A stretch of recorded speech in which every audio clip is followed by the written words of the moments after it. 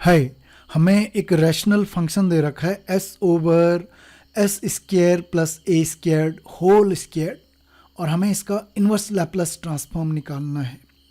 तो ये rational function है और यहाँ पे डिनोमिनेटर में ये क्वाड्रेटिक का स्क्वायर है, राइट। सो पहला जो चीज़ हमारे दिमाग में आती है कि हम इसको पार्शियल फ्रैक्शन करें। नाउ सपोज हम इसका पार्शियल फ्रैक्शन करें तो पार्शियल फ्रैक्शन के जो फ्रैक्शंस होंगे वो कैसे होंगे, ये क्वाड्रेटिक है तो ये कुछ ऐसा हो जाएगा एस प्लस बी ओवर पहला फैक्टर एस स्क्वायर प्लस ए स्क्वायर, और क्योंकि ये रिपीट कर रहा है तो हमें लेना पड़ेगा एक और फ्रैक्शन, एक और partial fraction c s plus d whole over s square plus ए स्क्वायर होल स्क्वायर। सो ये तो हमारी प्रॉब्लम जहाँ जो जितनी थी उससे और कॉम्प्लिकेटेड हो गई है, राइट। सो पार्शियल फ्रैक्शन जब हम इसका करेंगे तो ऐसी फॉर्म आएगी नहीं कि जिसका हम क्या निकाल सकते हैं, इन्वर्स निकाल सकते हैं। तो ये आइडिया कि हम इसको पार्शियल फ्रैक्शंस की मदद से निकालें, ये आइडिया तो ड्रॉप कर लिया है हमने। नाउ दूसरा आइडिया यहाँ पर हमें दिख रहा है कि हमें 1 ओवर एस स्क्वायर प्लस ए स्क्वायर, इसका भी हम लैप्लस इन्वर्स जानते हैं। S over s square plus ए स्क्वायर, इसका भी हम लैप्लस इन्वर्स जानते हैं। तो क्या हम इसको ब्रेक करके ऐसे लिख सकते हैं 1 ओवर एस स्क्वायर प्लस ए square into s over s square plus ए स्क्वायर, राइट। और ये हमें आइडिया दे रहा है कि एक एफ एस फंक्शन लेंगे और एक जी एस फंक्शन लेंगे और कन्वोल्यूशन थ्योरम की मदद से हम इसका लैप्लस इन्वर्स निकाल लेंगे, राइट। कन्वोल्यूशन थ्योरम क्या कहती है? कन्वोल्यूशन थ्योरम कहती है कि सपोज एफ एस एक फंक्शन है जिसका इन्वर्स हमें मालूम है एफ टी है, जी एस एक फंक्शन है जिसका इन्वर्स हमें मालूम है जी टी है। तो F s into g S का जो लैप्लस इन्वर्स होगा वो एफ टी और जी टी फंक्शन का जो कन्वोल्यूशन है उसके इक्वल होगा। सो हमारी प्रॉब्लम कन्वोल्यूशन थ्योरम से सॉल्व होने वाली है। सो हम एफ एस फंक्शन ले रहे हैं 1 ओवर एस स्क्वायर प्लस ए स्क्वायर, और हम किसी भी फंक्शन को एफ एस किसी को भी जी एस ले सकते हैं, राइट। हम S by S square plus A square को भी हम एफ एस फंक्शन ले सकते थे, राइट। और यहाँ से हमें एफ टी फंक्शन मिलने वाला है। तो Laplace inverse of f S, this is equals to Laplace inverse of 1 over s squared plus a squared।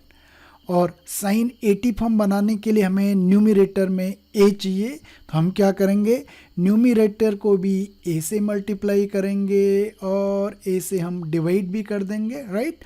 So this is equals to, हमारे पास लीनियरिटी प्रॉपर्टी से 1 ओवर ए बाहर आ गया, Laplace inverse of A over s square plus A square, ये क्या हो जाएगा, sign 80। सो ये हमारे पास हो जाएगा एफ टी फंक्शन। सो अगर f s 1 over s square plus ए स्क्वायर है तो यहाँ से हमारे पास आ गया कि f t function 1 over a sine of 80, right.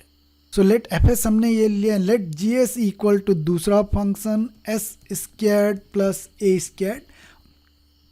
So Laplace inverse of g s, यहाँ से हमें जी टी फंक्शन मिलने वाला है। This is equals to Laplace inverse of S over s square plus A square, और ये simply क्या होता है, cos 80। सो ये हमारा फंक्शन हो गया G T, and we have G T is equal to cos 80।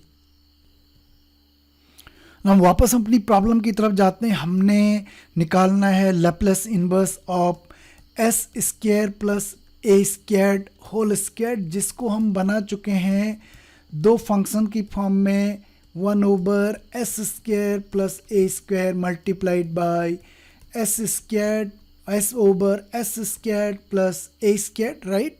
सो हम जानते हैं कन्वोल्यूशन थ्योरम से कि Laplace inverse of f s into g s होता है convolution of f function and g function, sorry values put करते हैं, Laplace inverse f s 1 over s squared plus a squared gs s over s squared plus a squared multiply करके s over s square plus ए square whole square हो गया है and this is equals to convolution of f function and g function. और convolution of two function से हम जानते हैं कि ये डेफिनेट इंटीग्रल होता है f u g t minus u du, where u is a dummy variable and when we integrate this function t variable is taken as a constant, right? So this one is equals to 0 to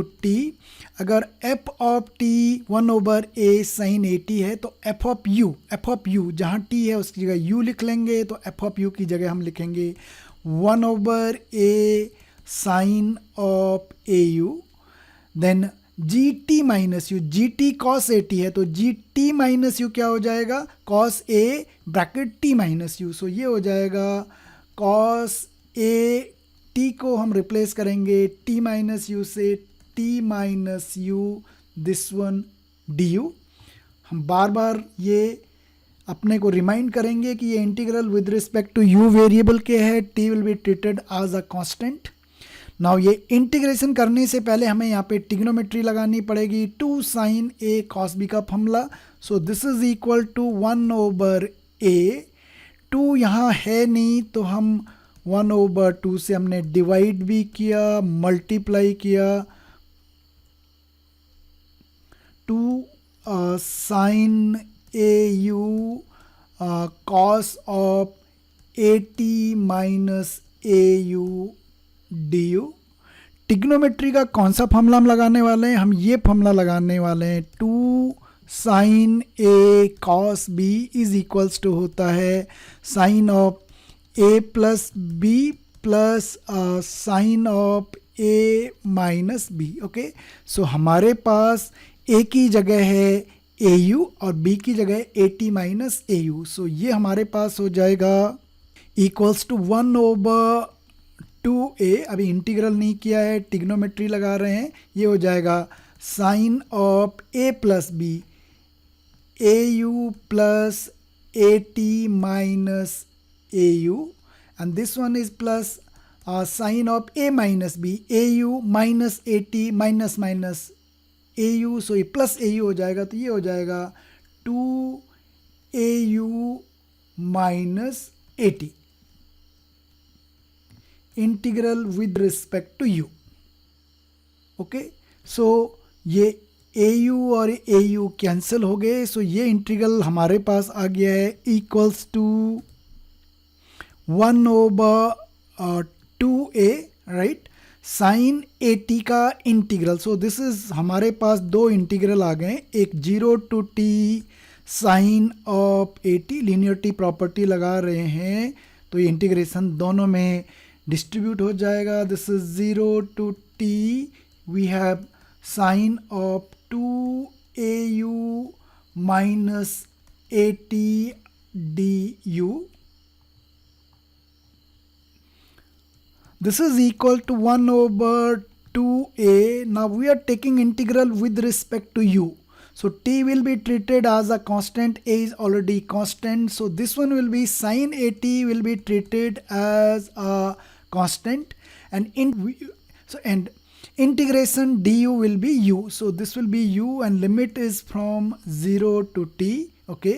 Now this one is plus sin 2au minus at du, इसका integration with respect to u variable, at constant होगा, right, और u का जो coefficient है 2a वो भी constant है, तो साइन का फर्स्ट इंटीग्रल क्या होगा, minus cos 2au minus at, ये आर्ग्यूमेंट है, and this divided by u का कोएफिशिएंट क्या है 2a, सो ये 2 से क्या 2a से क्या हो जाएगा, डिवाइड हो जाएगा, and this one is limit between, this is limit between 0 to t, and this one is equals to 1 over 2a, upper limit लगाई t तो ये हो जाएगा u की जगह t, लोअर लिमिट तो t माइनस 0 आएगा, तो ओवरऑल लिमिट्स लगा के यहाँ से हो जाएगा t sine a t, right, minus minus 1/2a, upper limit लगा रहे हैं cos 2au, u की जगह t रखा, सो u की जगह t रखा, 2at माइनस 80 क्या हो जाएगा, 80 हो जाएगा। तो अपर लिमिट लगाई तो ये हो जाएगा cos 80, right. And lower limit लगाई यानी u की जगह हम 0 रखेंगे, u की जगह हमने 0 रखा तो ये 0 हो गया cos of minus 80, and cos of minus theta होता है प्लस cos थीटा, तो ये हो गया माइनस कॉस 80। एक बार दोबारा एक्सप्लेन कर रहे हैं, अपर लिमिट t की वजह से हमारे पास cos 80 आया, लोअर लिमिट यहाँ पे u की जगह 0 रखा तो ये हो गया cos of minus 80, and cos of minus theta is plus cos theta, तो हमारे पास cos 80 आया, और ये upper limit minus lower limit वाला है, तो ये टर्म और ये टर्म क्या हो गए, कैंसिल हो गए। एंड फाइनली हमारे पास आ गया simply this one is equals to 1/2a t sin 80.